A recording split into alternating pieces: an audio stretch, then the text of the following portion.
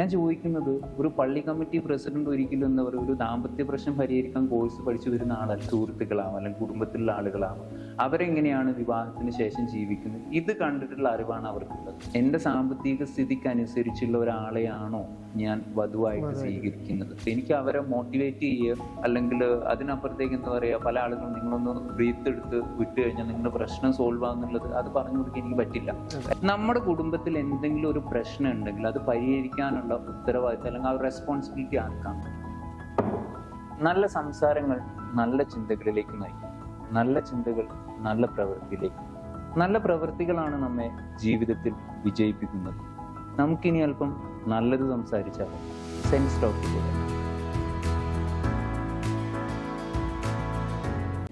ഇന്നത്തെ കാലഘട്ടത്തിൽ ദാമ്പത്യ പ്രശ്നങ്ങളും വിവാഹമോചനങ്ങളും ഒരുപാട് നടക്കുന്നുണ്ട്, സർവ്വസാധാരണമായി കൊണ്ടിരിക്കുകയാണ്. എന്തായിരിക്കും അതിൻ്റെ ഒരു കാരണം? ഈ വിവാഹമോചനത്തിന് പ്രധാനപ്പെട്ട ഒരു കാരണം എന്ന് പറയുന്നത് വിവാഹം കഴിക്കുന്നത് തന്നെയാണ്. ഇത് തമാശയായിട്ടുള്ള ഒരു കാര്യമല്ല. ശരിക്കും വിവാഹം കഴിക്കുന്നത് കൊണ്ടാണല്ലോ വിവാഹമോചനം ഉണ്ടാകുന്നത്. അപ്പം എന്നാൽ വിവാഹം കഴിക്കാതിരുന്നാൽ പോലെ, അല്ലെങ്കിൽ നമുക്കൊരു ട്രോളാൻ വേണ്ടിയിട്ടുള്ളൊരു സബ്ജക്റ്റ് ആയിട്ടല്ല ഇതിനെ കാണുന്നത്. തീർച്ചയായും പ്രധാനമായിട്ടും നമ്മൾ വിവാഹത്തിന് ഒരുങ്ങുന്ന സമയത്ത് അതൊരു സ്ത്രീ ആണെങ്കിലും പുരുഷനാണെങ്കിലും അവരതിന് ക്യാപ്പബിൾ ആണോ എന്ന് ടെസ്റ്റ് ചെയ്യേണ്ടത് അത്യാവശ്യമാണ്. അപ്പൊ ഇങ്ങനെയൊക്കെ പറയുന്ന സമയത്ത് ആളുകൾ ചോദിക്കും, ഇതിനൊക്കെ ഇത്ര ഡീപ്പായിട്ട് ചർച്ച ചെയ്യേണ്ട ആവശ്യമുണ്ടോ? അല്ലെങ്കിൽ വിവാഹം എന്ന് പറയുന്നത് എന്താ പറയുക, കാലാകാലങ്ങളായിട്ട് നടന്നു വരുന്ന ഒരു ആചാരമാണ്. ഈ ഒരു സമൂഹത്തിൽ അല്ലെങ്കിൽ ഇപ്പോഴത്തെ ഒരു കാലഘട്ടത്തിൽ പ്രത്യേകിച്ച് നമ്മൾ കുറ്റം പറയുന്ന ജെൻസിയോ അല്ലെങ്കിൽ പെൺകുട്ടികൾ കൂടുതൽ ചോയ്സ് അല്ലെങ്കിൽ ചൂസി ആയതൊക്കെയാണ് വിവാഹമോചനത്തിന് കാരണം, അല്ലെങ്കിൽ ദാമ്പത്യ പ്രശ്നങ്ങൾക്ക് കാരണം എന്ന് പല ആളുകളും പറയുന്നു. യഥാർത്ഥത്തിൽ ഒരു സ്ത്രീയും പുരുഷനും എന്താണ് വിവാഹമെന്ന് അല്ലെങ്കിൽ വിവാഹത്തിന് ശേഷം എങ്ങനെയാണ് ജീവിക്കേണ്ടതെന്ന് അവർക്ക് മുൻപൊരു ധാരണയില്ല. അവര് മനസ്സിലാക്കുന്ന കാര്യം എന്താണെന്ന് വെച്ച് കഴിഞ്ഞാൽ, അവരുടെ ജീവിതത്തിൽ കണ്ടുവന്ന ആളുകൾ, അച്ഛനും അമ്മയും വിവാഹം കഴിച്ചതിന് ശേഷം എങ്ങനെയാണ് ജീവിക്കുന്നത്, അല്ലെങ്കിൽ സുഹൃത്തുക്കളാവാം അല്ലെങ്കിൽ കുടുംബത്തിലുള്ള ആളുകളാവാം, അവരെങ്ങനെയാണ് വിവാഹത്തിന് ശേഷം ജീവിക്കുന്നത്, ഇത് കണ്ടിട്ടുള്ള അറിവാണ് അവർക്കുള്ളത്. പിന്നീട് ഇവരൊരു വിവാഹ ജീവിതത്തിലേക്ക് കടക്കുന്ന സമയത്ത് ഇവര് മനസ്സിലാക്കിയിരുന്ന പല കാര്യങ്ങളും ശരിയല്ല അല്ലെങ്കിൽ അങ്ങനെയല്ല എന്നുള്ളൊരു തോന്നൽ വരികയാണ്. അവിടെ ചെറിയ ചെറിയ പ്രശ്നങ്ങൾ വരാനുള്ള സാധ്യതകളും ആ പ്രശ്നങ്ങൾ ഈ രണ്ടുപേർക്കും, അതായത് ഈ വരനും വധുവിനും അല്ലെങ്കിൽ ഈ ഭാര്യയ്ക്കും ഭർത്താവിനും പരിഹരിക്കാൻ പറ്റാത്ത ഒരു സാഹചര്യത്തിലേക്ക് എത്തുകയും അവിടെ മൂന്നാമതൊരാൾ ഇടപെടുകയും ആ പ്രശ്നം വലിയ പ്രശ്നത്തിലേക്ക് മാറുകയും ചെയ്യുന്നു. ഇതാണ് ഇന്ന് വിവാഹമോചനത്തിനുള്ള പ്രധാനപ്പെട്ട ഒരു കാര്യം. മൂന്നാമതൊരാള് ഭാര്യ ഭർത്താക്കന്മാരുടെ ഇടയിലേക്ക് വരുന്നതാണ് ഇന്ന് പല ദാമ്പത്യ ജീവിതങ്ങളും തകരാൻ കാരണമായിട്ട്. അത് ചിലപ്പോൾ എന്താ പറയാ, വീട്ടിൽ ആളുകളായിരിക്കാം, അല്ലെങ്കിൽ ഒരു എക്സ്ട്രാ റിലേഷൻഷിപ്പ് ആയിരിക്കാം. അങ്ങനത്തെ കാര്യങ്ങളാണ് ഇന്ന് പല വിവാഹ ബന്ധങ്ങളും പാടെ തകർക്കുന്നതിനും വിവാഹമോചനത്തിനും കാരണമാകുന്ന ഒരു കാര്യം. ഇപ്പം നമ്മൾ കല്യാണം കഴിക്കാൻ വേണ്ടിയിട്ട് പോവാണ്. അപ്പൊ ഇന്ന് നമ്മുടെ സമൂഹത്തിൽ കല്യാണം കഴിക്കാൻ പോകുന്ന സമയത്ത് കൗൺസിലിംഗ് ആണെങ്കിലും അതിനനുസരിച്ച് ക്ലാസ്സുകളൊക്കെ കൊടുക്കുന്നത്. അത് ആർക്കാണ് യഥാർത്ഥത്തിൽ കൊടുക്കുന്നത്? ഈ ക്ലാസ് ആരാണ് അറ്റൻഡ് ചെയ്യുന്നത്? കല്യാണം കഴിക്കാൻ പോകുന്ന ആളുകളാണല്ലോ അല്ലേ? കല്യാണം കഴിക്കാൻ പോകുന്ന വരനും വധുവാണ് അറ്റൻഡ് ചെയ്യുന്നത്. എന്തുകൊണ്ടാണ് നമ്മുടെ സമൂഹത്തിൽ വരന്റെ വീട്ടുകാർക്കും വധുവിന്റെ വീട്ടുകാർക്കും, അതായത് പാരന്റ്സിനും ഒരു കൗൺസിലിംഗ് കൊടുക്കാത്തത്? തീർച്ചയായും ഇന്നത്തെ കാലഘട്ടത്തിൽ ഏറ്റവും ഇമ്പോർട്ടൻ്റ് ആയിട്ടുള്ള ഒരു കാര്യമാണ് വരനും വധുവിനും അല്ലെങ്കിൽ ദാമ്പത്യ ജീവിതത്തിലേക്ക് കടക്കുന്ന സ്ത്രീക്കും പുരുഷനും കൗൺസിലിംഗ് കൊടുക്കുന്നത് പോലെ തന്നെ ഇവരുടെ രണ്ട് ആളുകളുടെ വീട്ടുകാർക്കും കൗൺസിലിംഗ് കൊടുക്കണം. അതിൻ്റെ ഒരു പ്രധാനപ്പെട്ട കാരണം എന്താണെന്ന് വെച്ച് കഴിഞ്ഞാൽ, വ്യത്യസ്ത സാഹചര്യങ്ങളിൽ നിന്ന് വരുന്ന വ്യത്യസ്ത ഏജിലുള്ള ആളുകളായിരിക്കും കല്യാണം കഴിക്കുന്നത്. അവരുടെ സാമ്പത്തികപരമായിട്ടുള്ള കാര്യങ്ങൾ, മാനസികപരമായിട്ടുള്ള കാര്യങ്ങൾ, അവർ വളർന്നു വന്ന സാഹചര്യം, ഇതൊക്കെ വ്യത്യാസം ഉണ്ടാവും.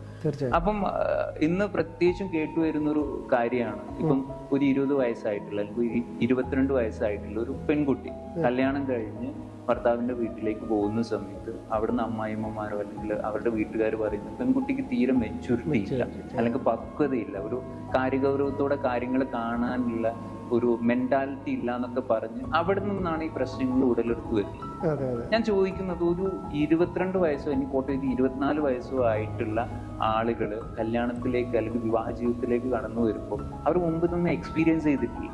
അവർ ജീവിച്ച് തന്നെയാണ്, മിസ്റ്റേക്കുകൾ സംഭവിച്ച് അല്ലെങ്കിൽ പ്രശ്നങ്ങൾ ഉണ്ടായി അത് പരിഹരിച്ച് തന്നെയാണ് ജീവിതം മുന്നോട്ടേക്ക് പോകുന്നത്. ഇതിനിടയിൽ കയറിയിട്ട് എന്താ പറയാ, എന്തെങ്കിലും ഒരു തെറ്റ് സംഭവിക്കുന്ന സമയത്ത് അത് വലിയ പ്രശ്നമാക്കിയിട്ട്, ഇപ്പം ഭാര്യന്റെ ഭാഗത്തു നിന്നാണ് ഒരു പ്രോബ്ലം ഉണ്ടാവുന്നുണ്ടെങ്കിൽ അത് ഭർത്താവിനോട്, അതായത് ആ മകനോട് പറഞ്ഞ് അതൊരു വലിയ ഇഷ്യൂ ആക്കി അവരെ വീട്ടുകാരെ വിളിച്ച് സമൂഹത്തെ ഇൻവോൾവ് ആക്കി ഇത് വലിയൊരു തർക്ക വിഷയമാക്കിയിട്ട് മാറ്റി. ഇത് പിന്നീട് പരിഹരിക്കാൻ പറ്റാത്ത രീതിയിലേക്ക് വഷളാവുകയും ചെയ്യും.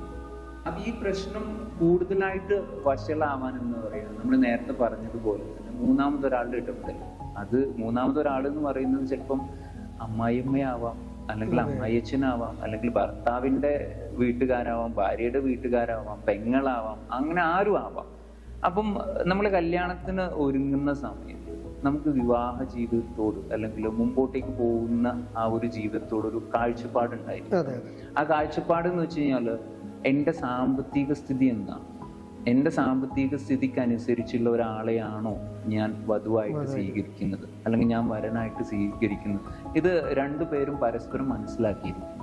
ഇനി അടുത്തൊരു കാര്യം എന്ന് വെച്ച് കഴിഞ്ഞാൽ ജീവിതത്തില് പ്രശ്നങ്ങൾ സർവ്വസാധാരണമാണ്. തീർച്ചയായും അങ്ങനെ ഒരു പ്രശ്നം ഉണ്ടാവുന്ന സമയത്ത് അത് പരിഹരിക്കാൻ വേണ്ടിയിട്ട് പോകുന്ന ആള് ആ പ്രശ്നം പരിഹരിക്കാൻ ക്യാപ്പബിൾ ആയിട്ടുള്ള ആളായിരിക്കും.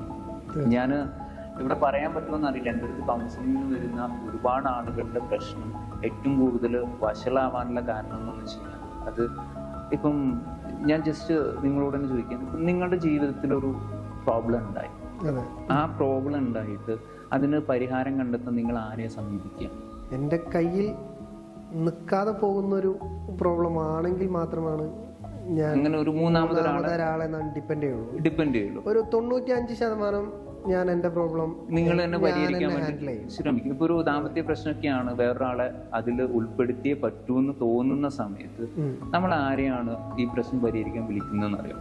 ഒന്നുമില്ലെങ്കിൽ ഇപ്പൊ പ്രത്യേകിച്ച് റിലീജിയസ് പരമായിട്ട് പറയുകയാണെങ്കിൽ ഒരു മുസ്ലിം ഫാമിലി ആണെങ്കിൽ അവർ പള്ളി കമ്മിറ്റിയുടെ പ്രസിഡന്റിനെ വിളിക്കും, അല്ലെങ്കിൽ അവർ സെക്രട്ടറിനെ വിളിക്കും, അല്ലെങ്കിൽ ഇവൻ ഏത് റിലീജിയസിലാണെങ്കിൽ ആ മതപരമായിട്ടുള്ള ആളുകളെയൊക്കെ അവരതിൽ ഇൻവോൾവ് ചെയ്യും.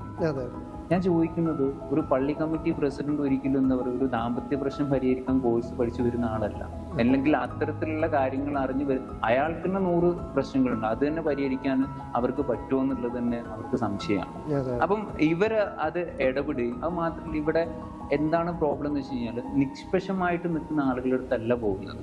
ഒന്നുമില്ലെങ്കിൽ വരന് ഏറ്റവും കൂടുതൽ സ്വാധീനമുള്ള ഒരാളെടുത്തോ അല്ലെങ്കിൽ ഈ പെൺകുട്ടിക്ക് ഏറ്റവും കൂടുതൽ സ്വാധീനമുള്ള ഒരാളെടുത്താണ് നമ്മൾ ഈ പ്രശ്ന പരിഹാരത്തിന് പോകുന്നത്. ഉറപ്പായിട്ടും അവരുടെ ഭാഗം ചേർന്ന് പറയുകയും ഈ പ്രശ്നത്തിന് പ്രധാനപ്പെട്ട കാരണക്കാരാരാണ്, ഓപ്പോസിറ്റ് നിൽക്കുന്ന ആളാണെന്ന് വരുത്തി തീർക്കുകയും ചെയ്യും. അപ്പൊ നമുക്ക് അവിടെ ഒരു നീതി അല്ലെങ്കിൽ ആ ഒരു ഈക്വാളിറ്റി അവിടെ കിട്ടാതെ വരുന്ന സമയത്താണ് പ്രശ്നം വീണ്ടും വഷളാവുന്നത്. അപ്പൊ ഇവരെ കേൾക്കാനോ ആ പ്രശ്നങ്ങൾ കേട്ടുകൊണ്ട് അതിന് വേണ്ട ഒരു പരിഹാരം കൊടുക്കാൻ ഇന്ന് സമൂഹത്തിൽ ആളുകളില്ല. ഇതാണ് വിവാഹമോചനത്തിലേക്ക് നയിക്കുന്ന അല്ലെങ്കിൽ ദാമ്പത്യ പ്രശ്നങ്ങൾ പരിഹരിക്കാൻ പറ്റാത്ത വലിയൊരു പ്രശ്നമായിട്ട് വരുന്നത്. ഇന്നിപ്പം ഒരുപാട് കൗൺസിലേഴ്സോ അല്ലെങ്കിൽ ആ രീതിയിലുള്ള ആളുകൾ ഉണ്ടെങ്കിൽ കൂടെ ഇത്തരത്തിലുള്ള കാര്യങ്ങൾ എങ്ങനെയാണ് ഹാൻഡിൽ ചെയ്യേണ്ടതെന്നോ അവരുടെ സംസാരം കേട്ട് അല്ലെങ്കിൽ അവരുടെ പ്രശ്നങ്ങൾ കേട്ട് അതിനെങ്ങനെയാണ് ഒരു സൊല്യൂഷൻ കൊടുക്കേണ്ടതെന്നോ പല ആളുകൾക്കും അറിയുന്നില്ല. ഇപ്പം ഞാനൊരു ഉദാഹരണം പറയാം. എൻ്റെ അടുത്ത് ഒരു കൗൺസിലിങ്ങിന് വന്നിട്ടുള്ള ഒരു ദമ്പതികൾ പറഞ്ഞ കാര്യം, ആ ഒരു പുരുഷൻ പറഞ്ഞ അവൻ്റെ അവസ്ഥയാണ്. അതായത് ഭാര്യനെ ഉപേക്ഷിക്കാനും പറ്റുന്നില്ല, എന്നാൽ സ്വന്തം അമ്മയെ അല്ലെങ്കിൽ ഉമ്മയെ ഒഴിവാക്കാനും പറ്റാത്തൊരു സാഹചര്യം. ഇവർ രണ്ടുപേരും ഒരു വീട്ടിൽ ഒരുമിച്ച് പോകുന്ന ഒരു സാഹചര്യത്തിലല്ല. ആസ് എ കൗൺസിലർ എന്നുള്ള രീതിയിൽ എനിക്ക് എന്ത് മറുപടിയാണ് അതിന് പറയാൻ പറ്റും? ഇപ്പൊ നിങ്ങൾ ഉമ്മയെ ഒഴിവാക്കിക്കോളൂ, അല്ലെങ്കിൽ നിങ്ങൾ ഭാര്യയെ ഒഴിവാക്കിക്കോളൂ, അല്ലെങ്കിൽ ഈ രീതിയിൽ മുന്നോട്ടേക്ക് പോയിക്കോളൂ. എനിക്ക് അവിടെ ഒരു ആധികാരികമായിട്ടൊരു കാര്യം പറയണം എന്നുണ്ടെങ്കിൽ എനിക്ക് എന്താ പറയാ, അവരുടെ ഒരു റെസ്പോൺസിബിൾ ആയിട്ടുള്ള പേഴ്സൺ ആയിട്ട് ഞാൻ മാറണം. ഫോർ എക്സാമ്പിൾ അയാളുടെ ഒരു ഫാദർ ആയിട്ടോ അല്ലെങ്കിൽ ആ രീതിയിൽ. ഇപ്പം എൻ്റെ അടുത്ത് കൗൺസിലിങ്ങിന് വരുന്ന ഒരുപാട് ആളുകളുണ്ട്. ഇപ്പൊ ദാമ്പത്യ പ്രശ്നം കാരണം അല്ലെങ്കിൽ ഒരു എക്സ്ട്രാ റിലേഷൻഷിപ്പ് കാരണം കൗൺസിലിങ്ങിന് വരുന്ന ഒരുപാട് ആളുകളുണ്ട്. അപ്പൊ അവർക്ക് നമുക്കൊരു ഡിസിഷൻ പറഞ്ഞു കൊടുക്കണം എന്നുണ്ടെങ്കിൽ ശരിക്കും തീരുമാനം എടുക്കേണ്ട ആളുകൾ അവരാണ്. നമുക്ക് എപ്പോഴും സജഷൻസ് ആണ് കൊടുക്കാൻ പറ്റുക. അതിനൊരു ഉദാഹരണം പറഞ്ഞുതരാം. ഇപ്പം ഒരു പുരുഷൻ എൻ്റെ അടുത്ത് വന്നിട്ട് പറയാണ്, എൻ്റെ വീട്ടിൽ എൻ്റെ ഭാര്യയും എൻ്റെ ഉമ്മയും തമ്മിൽ അല്ലെങ്കിൽ എൻ്റെ അമ്മയും തമ്മിൽ ഭയങ്കര പ്രശ്നമാണ്, അവർ ഒരുമിച്ച് പോകാൻ വേണ്ടിയിട്ട് പറ്റുന്നില്ല, എന്താണ് ചെയ്യാന്ന് ചോദിക്കുന്ന സമയത്ത് എനിക്ക് അവരെ മോട്ടിവേറ്റ് ചെയ്യുക അല്ലെങ്കിൽ അതിനപ്പുറത്തേക്ക് എന്താ പറയുക, പല ആളുകളും നിങ്ങളൊന്ന് ബ്രീത്ത് എടുത്ത് വിട്ട് കഴിഞ്ഞാൽ നിങ്ങളുടെ പ്രശ്നം സോൾവ് ആകുന്നുള്ളത് അത് പറഞ്ഞു കൊടുക്കാൻ എനിക്ക് പറ്റില്ല, അല്ലെങ്കിൽ അതല്ല അതിൻ്റെ ഒരു സൊല്യൂഷൻ. ശരിക്കും അവിടെ ഡിസിഷൻ എടുക്കേണ്ടത് ആ പറയുന്ന ആളാണ്. അപ്പോൾ അയാൾക്കൊരു ഡിസിഷൻ എടുക്കാൻ പറ്റാത്തത് കൊണ്ടാണ് നമ്മൾ അടുത്തേക്ക് വരുന്നത്. അപ്പം എന്താണ് അവിടെ ഉണ്ടായിട്ടുള്ള പ്രശ്നം? അപ്പൊ അവിടെ പ്രശ്നത്തെ ഡിസ്ക്രൈബ് ചെയ്യുന്ന സമയത്ത് അവിടെ വന്നിട്ടുള്ള ഒരു പ്രോബ്ലം എന്താണെന്ന് വെച്ച് കഴിഞ്ഞാൽ, ഈ പെൺകുട്ടി രാവിലെ എഴുന്നേൽക്കില്ല എന്ന് വെച്ച് കഴിഞ്ഞാൽ ഈ വീട്ടിലുള്ള അവർ കുറച്ച് പ്രായമായിട്ടുള്ള ആളാണ്. അപ്പം അവർ നേരിടുന്ന ഒരു പ്രശ്നം എന്താണെന്ന് വെച്ച് കഴിഞ്ഞാൽ, ഈ പെൺകുട്ടി രാവിലെ എഴുന്നേൽക്കില്ല അല്ലെങ്കിൽ വീട്ടിലെ പണികൾ ചെയ്യുന്നില്ല. ഇതൊക്കെയാണ് ആ അമ്മയുടെ ഭാഗത്തു നിന്നുള്ള പ്രോബ്ലംസ്. ഈ ഒരു പെൺകുട്ടിയുടെ ഭാഗത്തു നിന്നുള്ള പ്രശ്നം എന്താണെന്ന് വെച്ച് കഴിഞ്ഞാൽ, എന്ത് ചെയ്തു കഴിഞ്ഞാലും അവർക്ക് സാറ്റിസ്ഫാക്ഷൻ ഇല്ല, എന്തിലും കുറ്റം മാത്രം കണ്ടുകൊണ്ട് ആണ് ആ വീട്ടിലൊരു സമാധാനമല്ല. ഒരു മിനിറ്റ് വെറുതെ ഇരിക്കുന്ന സമയത്ത് അവര് വെറുതെ എന്താ പറയാ നമ്മള് ചീത്ത പറഞ്ഞുകൊണ്ടിരിക്കുക എന്നുള്ള ഒരു പ്രശ്നമാണ്. അപ്പം ഇവിടെ ആരെ ഭാഗത്താണ് തെറ്റ്, അല്ലെങ്കിൽ നമുക്ക് ആരെയാണ് ന്യായീകരിക്കാൻ പറ്റുക? നമുക്ക് ആ പുരുഷനോട് പറയാൻ പറ്റില്ല നിങ്ങൾ ഭാര്യയെ ഉപേക്ഷിച്ചിട്ട് അമ്മയുടെ കൂടെ നിൽക്കണം, അല്ലെങ്കിൽ അമ്മയെ ഉപേക്ഷിച്ചിട്ട് ഭാര്യയുടെ കൂടെ നിൽക്കണം. ഇവിടെ ആരാണത് മനസ്സിലാക്കേണ്ടത്? ഞാൻ നേരത്തെ പറഞ്ഞതുപോലെ ഒരു വിവാഹ ജീവിതത്തിലേക്ക് കടക്കുന്നതിന് മുമ്പ് അവിടുത്തെ പാരൻസ് അവർ കൗൺസിലിങ്ങിന് വിധേയമാകുന്നത് നിർബന്ധമായിട്ടുള്ള കാര്യമാണ്. അതിൻ്റെ പ്രധാനപ്പെട്ട കാര്യം എന്താണെന്ന് വെച്ച് കഴിഞ്ഞാൽ, പണ്ട് കാലഘട്ടത്തിൽ ചിലപ്പോൾ നമ്മൾ 5 മണിക്ക് എഴുന്നേൽക്കേണ്ട ഒരു അവസ്ഥ ഉണ്ടായിരുന്നു. കാരണം 5 മണിക്ക് എഴുന്നേറ്റ് ഒരു 8 മണിയാകുമ്പോഴത്തേക്ക് നമുക്ക് എന്താവുള്ളൂ, ഭക്ഷണം റെഡിയാവും. കാരണം അന്ന് മിക്സി ഇല്ല, ഗ്രൈൻഡർ ഇല്ല, ഈ പറയുന്ന സൗകര്യങ്ങളും ഗ്യാസും ഒന്നുമില്ല. അപ്പം ചിലപ്പോൾ നമ്മൾ വിറക് കത്തിച്ച്, അല്ലെങ്കിൽ ചിലപ്പോൾ വിറക് കൊണ്ടുവരേണ്ട സാഹചര്യം ഉണ്ടാവും, അല്ലെങ്കിൽ ചിലപ്പോൾ നമ്മൾ വെള്ളം കോരിക്കൊണ്ട് വരേണ്ട ഒരു സാഹചര്യം ഉണ്ടാവും. ഇന്ന് ഇതെല്ലാം ഇൻസ്റ്റന്റ് സൊല്യൂഷൻസ് ഉണ്ട്. ആ സ്ത്രീയുടെ അല്ലെങ്കിൽ ആ അമ്മയുടെ കാഴ്ചപ്പാട് ഇപ്പോഴും എന്താ പറയാ, ആ പഴയ രീതിയിലാണ് നിൽക്കുന്നത്. കാരണം രാവിലെ 5 മണിക്ക് എഴുന്നേറ്റ് കുളിച്ച് ഈ രീതിയിൽ മുന്നോട്ടേക്ക് പോയെങ്കിൽ മാത്രമാണ് ആ പ്രഭാതം അല്ലെങ്കിൽ ആ ഒരു രാവിലെ നല്ല രീതിയിലേക്ക് പോകുള്ളൂ എന്നുള്ളത്. ഓക്കെ, അത് നല്ല തോട്ട്സ് ആണ്. ഓക്കെ, പക്ഷെ നമ്മുടെ ചിന്താഗതികൾക്കനുസരിച്ച് നമ്മളുടെ കൂടെ വരുന്ന അല്ലെങ്കിൽ നമ്മുടെ വീട്ടിലേക്ക് വരുന്ന ആ ഒരു പെൺകുട്ടി അതിന് ക്യാപ്പബിൾ ആണോ അല്ലേ എന്നുള്ളത് ചിന്തിക്കേണ്ടത് നമ്മളല്ലേ. അതായത് ഒരു 50 വയസ്സോ 60 വയസ്സായിട്ടുള്ള ആൾക്കാണോ പക്വത ഇല്ലാത്തത്, അല്ലെങ്കിൽ ഒരു 20-22 വയസ്സായിട്ടുള്ള പെൺകുട്ടിക്കാണോ പക്വത ഇല്ലാത്തത്? ഇത് നമ്മൾ ശ്രദ്ധിക്കേണ്ട ഒരു കാര്യമല്ല. ഒരുപക്ഷെ അവർക്ക് ആ അറിവില്ലാത്തത് കൊണ്ടായി, അല്ലെങ്കിൽ അതെങ്ങനെയാണ് കൈകാര്യം ചെയ്യേണ്ടതെന്ന് അവർക്ക് അറിയാത്തത് കൊണ്ടായി. ഇവിടെയാണ് എന്താ പറയുക, നമ്മൾ വിവാഹത്തിന് മുമ്പ് തന്നെ ഒരു സ്ത്രീയുടെ മനഃശാസ്ത്രം എന്താണ്, അല്ലെങ്കിൽ ഒരു കല്യാണം കഴിക്കാൻ പോകുന്ന പെൺകുട്ടികളുടെ മെന്റാലിറ്റി എന്താണ്, ഈ കാലഘട്ടത്തിൽ പ്രത്യേകിച്ചും ജനറേഷൻ ഗ്യാപ്പ് വന്ന അവസ്ഥയിൽ അവരുടെ മെന്റാലിറ്റിയിൽ എന്തൊക്കെ ചേഞ്ചസ് വന്നിട്ടുണ്ട്, ഇതിനെങ്ങനെയാണ് പൊരുത്തപ്പെട്ട് പോകാൻ വേണ്ടിയിട്ട് പറ്റുക, എന്തൊക്കെ കാര്യങ്ങൾ നമ്മൾ അഡ്ജസ്റ്റ് ചെയ്യാൻ പറ്റും, അല്ലെങ്കിൽ എങ്ങനെ അത് പരിഹരിക്കാൻ പറ്റും എന്നുള്ള ഒരു ഗൈഡ് ലൈൻസ്. അതായത് ആ ഒരു ഗൈഡ് ലൈൻസ് ഇമ്പോർട്ടൻ്റ് ആയിട്ടുള്ള കാര്യം. നമ്മൾ ഒരു പ്രൊഡക്റ്റ് വാങ്ങുന്ന സമയത്ത് നമുക്കൊരു യൂസർ മാനുവൽ കിട്ടുന്നത് പോലെ നമ്മുടെ ജീവിതത്തിന് നമുക്കൊരു യൂസർ മാനുവൽ ഉണ്ടായിരിക്കണം. നമ്മൾ എങ്ങനെയാണ് ജീവിക്കേണ്ടത്, വിവാഹശേഷം എങ്ങനെയാണ് ജീവിക്കേണ്ടത്, നമ്മുടെ മക്കളുടെ കാര്യത്തിൽ അനാവശ്യമായിട്ട് നമ്മൾ ഇടപെടേണ്ട ആവശ്യകതയുണ്ടോ. അതാണ് ഞാൻ നേരത്തെ പറഞ്ഞത്, മൂന്നാമതൊരാളുടെ ഇടപെടലാണ് ഇന്നത്തെ സാഹചര്യത്തിൽ, ഇന്നത്തെ കാലഘട്ടത്തിൽ ഒരുപാട് ആളുകളുടെ ജീവിതം തകർക്കുന്നതിന് കാരണമായിട്ടുണ്ട്. സാറ് പറഞ്ഞു പാരൻസിൻ്റെ ഇൻവോൾവ്മെൻറ്റ് നമ്മുടെ ദാമ്പത്യ പ്രശ്നങ്ങളിനകത്ത്. ഇപ്പോൾ കൗൺസിലിങ്ങിനെ പറ്റി, പാരൻസിന് കൊടുക്കേണ്ട കൗൺസിലിങ്ങിനെ പറ്റി സാർ പറഞ്ഞു. പാരൻസിനോട് ഈ കൗൺസിലിങ്ങിനെ പറ്റി പറയുമ്പോൾ പാരൻസ് എത്രത്തോളം ഇതിനകത്ത് വില്ലിങ് ആവും, ഇത് പോസിബിൾ ആണ്? ഓക്കെ, ഇപ്പോൾ പാരൻസിന് ഒരു കൗൺസിലിംഗ് കൊടുക്കുക എന്ന് പറയുന്ന സമയത്ത് പല ആളുകൾക്ക് ഉണ്ടാകുന്ന ഒരു സംശയം, ഞങ്ങൾ ഒരുപാട് ജീവിച്ചതല്ലേ, അല്ലെങ്കിൽ ഞങ്ങൾക്ക് ഇത്രയും കാലത്തെ എക്സ്പീരിയൻസ് ഇല്ലേ, എന്തിനാ ഞങ്ങളൊരു കൗൺസിലിംഗ്, അല്ലെങ്കിൽ ഞങ്ങളുടെ ജീവിതം തന്നെ അവർക്കൊരു മാതൃകയാണ്, അതിനനുസരിച്ച് അവർക്ക് കൊടുക്കാൻ പറ്റും എന്നുള്ള ഒരു മിഥ്യാധാരണയിൽ നിന്നാണ് ഇങ്ങനത്തെ ഒരു ക്വസ്റ്റ്യൻ അല്ലെങ്കിൽ ഇങ്ങനത്തെ ഒരു ഇത് അവർക്ക് ഉണ്ടാവുന്നത്. തീർച്ചയായും അതിന്റെ പ്രധാനപ്പെട്ട ഒരു കാര്യം എന്താണെന്ന് വെച്ചാൽ, കാലഘട്ടത്തിനനുസരിച്ചുള്ള മാറ്റങ്ങൾ ഉൾക്കൊള്ളാൻ നമ്മൾ തയ്യാറാവണോ വേണ്ടേ? തീർച്ചയായും തയ്യാറാവണം. ഓക്കെ, ഇപ്പം നമ്മൾ പണ്ട് കാളവണ്ടിയിൽ പോയിരുന്ന ആളുകളാണ്. ഇപ്പം നമുക്ക് വലിയ കാറുകളും സൗകര്യങ്ങളും ആയ സമയത്ത് നമ്മൾ പറയാണ് ഞങ്ങൾ കാളവണ്ടിയിലൊക്കെ പോയിട്ടുള്ള എക്സ്പീരിയൻസ് ഉണ്ട്, അതുകൊണ്ട് തന്നെ ഇപ്പം ഇറങ്ങുന്ന വണ്ടികളെ കുറിച്ചും അല്ലെങ്കിൽ ടെക്നോളജിയെ കുറിച്ചും ഞങ്ങൾക്ക് വലിയ ധാരണകൾ ഉണ്ടെന്ന് പറഞ്ഞാൽ നമുക്കത് അംഗീകരിക്കാൻ പറ്റും? തീർച്ചയായും പറ്റില്ല. ഇപ്പോഴത്തെ കാലഘട്ടത്തിലുള്ള കുട്ടികളുടെ മെന്റാലിറ്റി എന്താണ്, അവര് എങ്ങനെയാണ് സമൂഹത്തിൽ ജീവിക്കാൻ ആഗ്രഹിക്കുന്നത് എന്ന് 90% പാരന്റ്സിനും അറിയില്ല. ഞാൻ നേരത്തെ അതാണ് ഡിസ്കസ് ചെയ്തത്. കാരണം അവരിപ്പോഴും പഴയ മൈൻഡിലാണ് ജീവിച്ചുകൊണ്ടിരിക്കുന്നത്.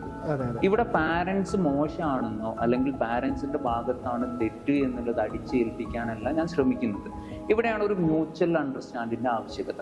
അതായത് നമ്മുടെ കുടുംബത്തിൽ എന്തെങ്കിലും ഒരു പ്രശ്നം ഉണ്ടെങ്കിൽ അത് പരിഹരിക്കാനുള്ള ഉത്തരവാദിത്തം അല്ലെങ്കിൽ ആ ഒരു റെസ്പോൺസിബിലിറ്റി ആർക്കാണ്? പാരന്റ്സിനാണ്. അപ്പം അതിന് വേണ്ടിയിട്ട് ഇനീഷ്യേറ്റീവ് എടുക്കേണ്ടതാണ് പാരന്റ്സ്. അപ്പം മുമ്പോട്ടേക്ക് പോകുന്ന സമയത്ത് കാര്യങ്ങളെ കുറിച്ച് അറിയാൻ, അല്ലെങ്കിൽ ഇപ്പോഴത്തെ കാലഘട്ടത്തിൽ എന്തുകൊണ്ടാണ് ഈ പറയുന്ന ദാമ്പത്യ പ്രശ്നങ്ങൾ ഉണ്ടാവുന്നത്, അല്ലെങ്കിൽ എൻ്റെ കുടുംബത്തിൽ എന്തുകൊണ്ടാണ് ഇങ്ങനെ ഒരു പ്രശ്നം ഉണ്ടാവുന്നതെന്ന് അത് മനസ്സിലാക്കാനോ അതിനൊരു സൊല്യൂഷൻ കാണാനുള്ള നോളജ് ഇൻ കേസ് അവർക്ക് ഇല്ലെങ്കിൽ അത് ഉണ്ടാക്കിയെടുക്കേണ്ടത് ആരുടെ റെസ്പോൺസിബിലിറ്റിയാണ്? തീർച്ചയായും അപ്പം അവരുടേതായ റെസ്പോൺസിബിലിറ്റി. നമ്മൾ ആളുകൾക്കിടയിൽ ഈ കൗൺസിലിംഗ് ഭ്രാന്തിനുള്ളതാണെന്നുള്ളൊരു മിഥ്യാധാരണയുണ്ട്. അതിനെ പറ്റി എന്താണ് സാറിന് പറയുന്നത്? ഓക്കെ, വളരെ വലിയൊരു പോയിന്റാണ് നിങ്ങൾ പറഞ്ഞത്. ഇപ്പം എൻ്റെ അടുത്ത് കൗൺസിലിംഗിന് വരുന്ന ആൾ, ഇപ്പം നമ്മൾ ചർച്ച ചെയ്തുകൊണ്ടിരിക്കുന്ന ഈ ഒരു ദാമ്പത്യ പ്രശ്നം അല്ലെങ്കിൽ വിവാഹമോചന പ്രശ്നം, ഇതുമായിട്ട് ബന്ധപ്പെട്ട് കൗൺസിലിംഗിന് വരുന്ന ആളുകളോട് ഞാൻ പറയുന്ന ഒരു കാര്യമാണ്, നമുക്ക് ഫാമിലി, അതായത് നിങ്ങളുടെ അച്ഛനും അമ്മയും അല്ലെങ്കിൽ വരൻ്റെ അല്ലെങ്കിൽ ആ ഒരു ഭാര്യയുടെയും ഭർത്താവിൻ്റെ അച്ഛനും അമ്മയും കൂടി ഇൻവോൾവ് ആക്കിയിട്ട് നമുക്കൊരു സെഷൻ അറ്റൻഡ് ചെയ്തുകൂടെ ചോദിക്കുന്ന സമയത്ത് അവരെന്നോട് പറയുന്ന ഒരു കാര്യമാണ്, അവരോടത് പറഞ്ഞാൽ മനസ്സിലാവില്ല. കൗൺസിലിംഗിന് എന്നൊക്കെ പറഞ്ഞു പോയി കഴിഞ്ഞാൽ അവർ വിചാരിക്കും ഞങ്ങൾക്ക് എന്താണ് അതിന് ഭ്രാന്തുണ്ടോ, അല്ലെങ്കിൽ ഈ ഒരു കൗൺസിലിംഗ് അറ്റൻഡ് ചെയ്യേണ്ട ആവശ്യകത എന്താണ്. യഥാർത്ഥത്തിൽ ഭ്രാന്തുള്ള ആളുകൾക്കാണ് കൗൺസിലിംഗ് എന്നുള്ളൊരു മിഥ്യാധാരണ നമ്മുടെ സമൂഹത്തിൽ ഇപ്പോഴും നിലനിൽക്കുന്നത്. ഇപ്പൊ നമുക്കൊരു പനി വന്നു, അല്ലെങ്കിൽ നമുക്ക് എന്തെങ്കിലും ഒരു പ്രോബ്ലം ഉണ്ട്, ഒരു ഫിസിക്കലി ഒരു പ്രശ്നം ഉണ്ടാകുന്ന സമയത്ത് നമ്മൾ ഡോക്ടറെ അടുത്ത് പോയിട്ട് കൺസൾട്ട് ചെയ്യുന്നുണ്ട്. ഈ ഡോക്ടറെ അടുത്ത് പോയിട്ട് കൺസൾട്ട് ചെയ്യുന്ന സമയത്ത് ഡോക്ടർ നിങ്ങളോട് ചോദിക്കുന്നുണ്ട് നിങ്ങൾക്ക് ഭ്രാന്താണോ, അല്ലെങ്കിൽ ഭ്രാന്തുള്ളത് കൊണ്ടാണോ നമ്മൾ ഡോക്ടറെ അടുത്ത് കൺസൾട്ട് ചെയ്യാൻ പോകുന്നത്. നമ്മുടെ ശരീരത്തിൽ ബാധിച്ചിട്ടുള്ള ഒരു പ്രശ്നത്തിന് പരിഹാരം കാണാൻ വേണ്ടിയിട്ടാണ് നമ്മൾ ഡോക്ടറെ അടുത്ത് പോകുന്നത്. അപ്പൊ നമുക്ക് മാനസികമായിട്ട് നമ്മളെ ബാധിക്കുന്ന ഒരു പ്രശ്നം, അതായത് നമ്മുടെ പെരുമാറ്റം കൊണ്ടാവാം, അല്ലെങ്കിൽ നമുക്ക് കമ്മ്യൂണിക്കേറ്റ് ചെയ്യാൻ പറ്റാത്ത ഒരു സിറ്റുവേഷൻ കൊണ്ടാവാം. അപ്പൊ മനസ്സിനുണ്ടാകുന്ന ഒരു അസ്വസ്ഥത, അത് പരിഹരിക്കാൻ വേണ്ടിയിട്ട് ഒരു കൗൺസിലർക്ക് പോകുന്ന സമയത്ത് അതിനെന്തിനാണ് ഭ്രാന്തുള്ളവർ അല്ലെങ്കിൽ ഭ്രാന്തുള്ളവരാണ് കൗൺസിലിംഗ് പോകുന്ന ആ രീതിയിലേക്ക് മാറ്റുന്നത്? ഇത് ശരിക്കും സൊസൈറ്റിയിൽ അതിനുള്ള ഒരു അവയർനെസ് ഇല്ലാത്തത് കൊണ്ടാണ്. അപ്പം പാരന്റ്സ് മനസ്സിലാക്കേണ്ട ഒരു കാര്യം, നമുക്കൊരു പ്രോബ്ലം അല്ലെങ്കിൽ നമുക്ക് നമ്മുടെ മക്കളോട് കമ്മ്യൂണിക്കേറ്റ് ചെയ്യാൻ പറ്റുന്നില്ല, അല്ലെങ്കിൽ നമ്മുടെ മക്കൾക്ക് നമ്മളോട് കമ്മ്യൂണിക്കേറ്റ് ചെയ്യാൻ പറ്റുന്നില്ല. ഇവിടെയാണ് നമ്മൾ കേൾക്കുക അല്ലെങ്കിൽ ഒരു ലിസണിങ്, അവരൊന്ന് മനസ്സിലാക്കുക എന്നുള്ളത്. അതിന് പല ആളുകൾക്കും കഴിയാതെ വരുന്ന സാഹചര്യത്തിലാണ് ഈ പ്രശ്നം കൂടുതൽ വഷളാവുന്നത്. അപ്പൊ തീർച്ചയായിട്ടും ഇങ്ങനെ ഒരു പ്രോബ്ലം ഉണ്ടാവുകയാണെങ്കിൽ അതിന് ക്യാപ്പബിൾ ആയിട്ടുള്ള അല്ലെങ്കിൽ ആ പ്രശ്നം പരിഹരിക്കാൻ പറ്റുന്ന ഒരു കൗൺസിലർ അടുത്ത് പോയിട്ട് ഈ പ്രശ്നത്തിന്റെ പരിഹാരം എന്താണ്, ഞങ്ങൾക്ക് എന്ത് ചെയ്യാൻ പറ്റും, അത് ഈ പറയുന്ന ദമ്പതികളാവാം, ആ ദമ്പതികളെ സറൗണ്ട്സിലുള്ള പാരന്റ്സ് ആവാം, അവർ മനസ്സിലാക്കേണ്ടത് വളരെ അത്യാവശ്യമായിട്ടുള്ള കാര്യമാണ്. നമ്മളൊന്ന് മനസ്സിലാക്കുക, ഒരു കൗൺസിലിംഗ് അറ്റൻഡ് ചെയ്യുന്നത് കൊണ്ട് നമ്മുടെ ജീവിതത്തിൽ വലിയ മാറ്റങ്ങൾ ഉണ്ടാവും, നമുക്കൊന്നും നഷ്ടപ്പെടാനും ഇല്ല. പക്ഷെ പല ആളുകളും സൊസൈറ്റി എന്ത് വിചാരിക്കും, ഞാനൊരു കൗൺസിലിംഗിന് പോയി, അല്ലെങ്കിൽ എൻ്റെ മകളും മകനും ഉള്ള ഒരു പ്രശ്നത്തിന് ഞാനൊരു കൗൺസിലിംഗിന് പോയി എന്ന് പറഞ്ഞാൽ ഞാനാണോ അവിടെ തെറ്റുകാരൻ, ഞാനാണോ അവിടെ കുറ്റക്കാരൻ എന്നുള്ളൊരു മിഥ്യാധാരണ ഇപ്പോഴും പല ആളുകളും വെച്ച് പുലർത്തുന്നുണ്ട്.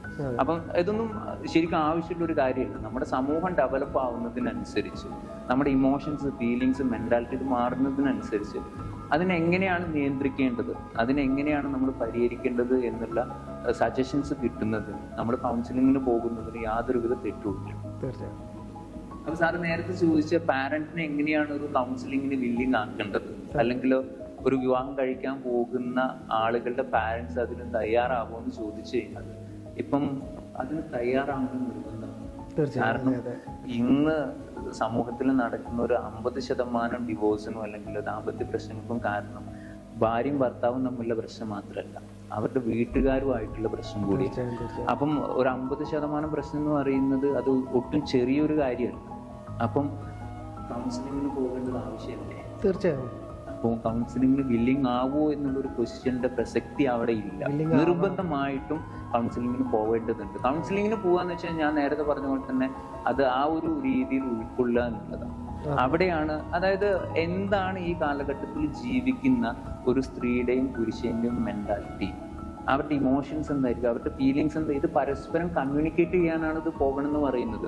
അല്ലാതെ നിങ്ങൾ കുറ്റക്കാരനാണ് അല്ലെങ്കിൽ നിങ്ങൾക്ക് ബുദ്ധിയില്ല, നിങ്ങൾ ഒന്നിനും പറ്റാത്ത ആളുകളല്ല എന്ന് അവരെ പറഞ്ഞു ബോധിപ്പിക്കാനല്ല. അതായത് അവരുടെ അത്ര പക്വതയോ അവരുടെ അത്ര ജീവിതാനുഭവങ്ങളോ ഒരുപക്ഷെ നമ്മുടെ കുട്ടികൾക്ക് ഉണ്ടാവില്ല.